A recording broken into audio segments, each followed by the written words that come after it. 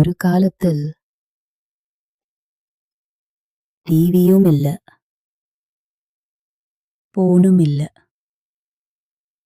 வீட்டோட முற்றத்துல எல்லாரும் சேர்ந்து உட்கார்ந்து பாட்டி கதை கேட்க காத்திருப்போம். அந்த நேரம், அந்த இருள், அந்த குளிர் எல்லாம் இன்னும் நம்ம நெஞ்சில இருக்கு. ஆனா யாருக்கும் நேரம் இல்லை. யாரும் திரும்பி பார்க்கல.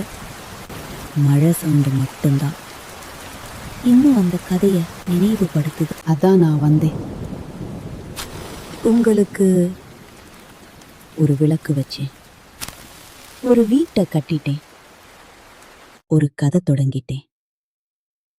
வெல்கம் டு பாட்டி கதை நேரம். இந்த சேனல் உங்களுக்கு மட்டும் இல்ல, உங்க நினைவுகளுக்கும் கூட. இந்த வீட்டுல பல கதை இருக்கு. சில கதை பயம் கொடுக்கும், ஒரு ஓசை கேட்கும், நமக்கு தெரியாம பக்கத்துல வந்து உட்காரும். சில கதை மனச உருக்கும்.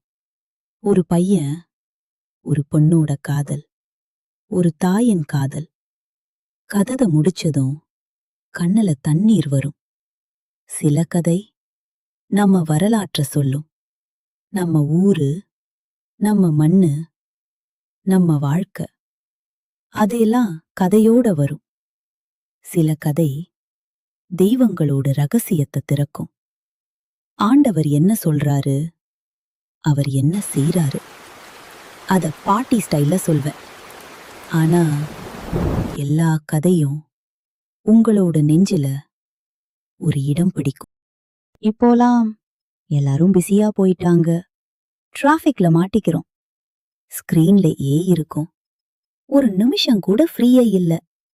எல்லாரும் சேர்ந்து ஒரு பெரிய குடும்பமா இருக்கிறதே இல்ல. எல்லார்த்தையும் பழகவே மறந்துட்டோம். ஆனா சில நினைவுகள் இன்னும் நம்ம வீட்டோட சுவர்கள்ல இருக்கு. அந்த நினைவுகளை திரும்ப உயிர்படுத்துறதுக்கு தான் இந்த பாட்டி கதை நேரம். நான் யாரும் இல்ல, உங்களோட பாட்டி மாதிரி. உங்களோட பாட்டி மாதிரி பேசுறேன். எங்களோட காலத்தை கதைய சொல்லுங்க. இந்த சேனல் பக்கம் வந்திருக்கீங்க, அதுவே போதும் எனக்கு.